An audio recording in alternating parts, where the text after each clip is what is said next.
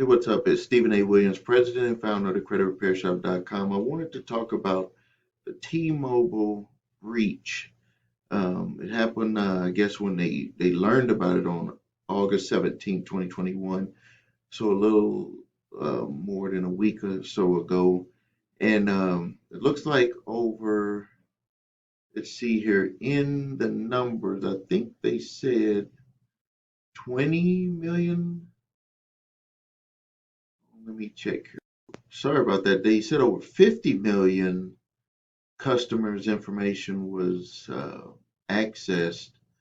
And now a lot of those may not have been customers. It could have been people who tried to get on T-Mobile service also, and they didn't qualify, and they maybe chose to go with another carrier.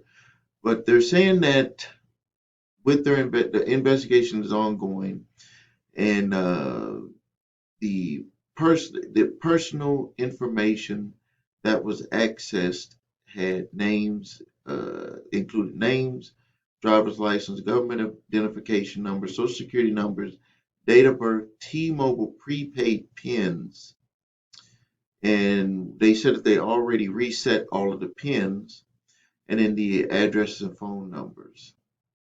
They currently state that there's been no information uh, or they haven't came into any information from their investigation that personal financial information or payment information or credit or debit card information, account numbers, and account passwords were accessed. That there's no indication that that has happened, which is good. Hopefully, they're telling the truth about that.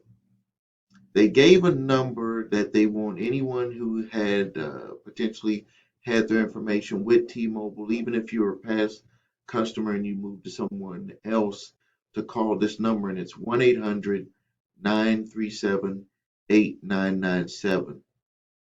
And they have some, I guess they're going to be given some type of a monitoring service with that. But they're saying that no information indicates that passwords, post-paid PIN numbers, or financial or payment information have been compromised. But they still want everyone to follow the steps and call the toll-free number 1-800-937-8997. Now, if you find that your information has been compromised, and you will be able to know uh, if you're getting security alerts from your credit monitoring service and that you're having inquiries ran on your credit reports, that's going to be probably the number one indicator that your information has been breached, is that you're going to get some type of an alert if you have a credit monitoring service that someone is trying to apply for credit from somewhere. And if you know that you didn't do it, you should automatically put a freeze on your reports, and you need to file an ID theft report, police report, and then you need to submit that information directly to that creditor to notify them that you did not, uh, uh, do an inquiry or request an inquiry from their company. If they did give them credit, then you're going to need to make sure that they take away that account and that they get that information removed and closed out, or closed out and then removed off your credit reports. Um, Something that happened to me years ago with a Target card. I had never applied for a Target credit card.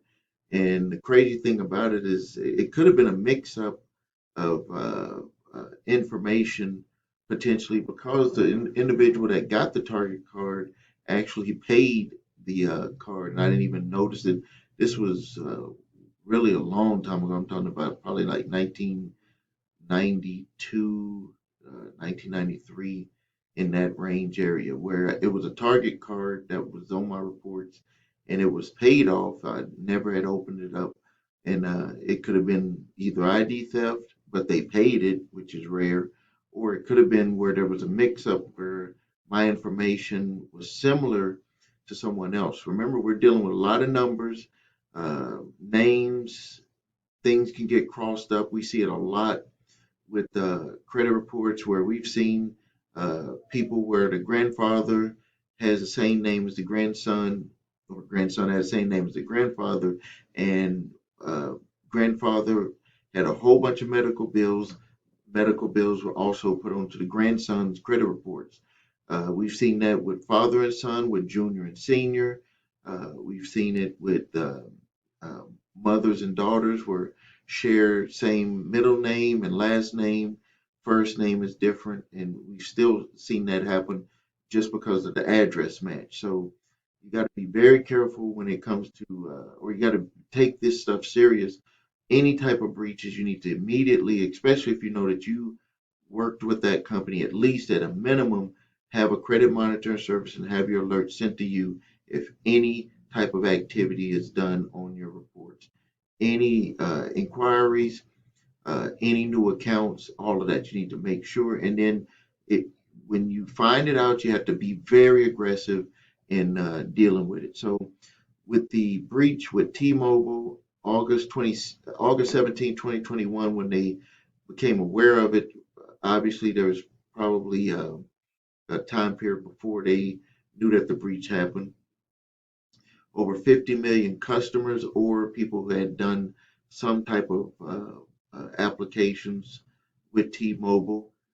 No indication that personal, financial, or payment information, credit or debit card information, account numbers, or account passwords were breached. And also, it was the T-Mobile prepaid pins. They were accessed, but they reset. So if you're a T-Mobile customer, you got some type of an alert that you had to reset your PIN. That was the reason why. And then the phone number they want you to call is 1-800 937 8997. All right, going to end the video here. Please like this video to help us find more people that need to get access to this information. If you need help with your credit, please visit us at thecreditrepairshop.com. Watch the video, What Makes Us Different. If you can follow that process, we invite you to become a customer.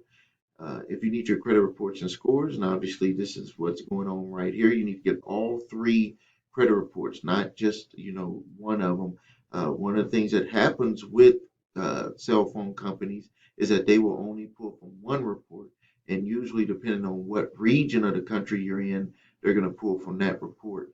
So you might have one of the free monitoring services, and you don't even know that this is happening to you. So you need to get all three. Go to the website, yourthenumber3scores.com, grab those credit reports, and then make sure that you have the alerts. They're going to put an automatic alert on there, but make sure that you have all of the alerts, that you pay attention to those alerts, just in case something pops up if you were a T-Mobile customer. If you need the cease and desist collection activities letter, statute of limitations letter, and a debt validation letter, I've put them all three with the same package now because there was some programming issues that we had. I just said make it go from when they fill out the form to just send them all three letters. So that's all been taken care of. So moving forward, you won't have any issue with that. You don't need to use all three. Use the one that pertains to your specific situation. All right, this is Stephen A. Williams, President and Founder of thecreditrepairshop.com. Thank you.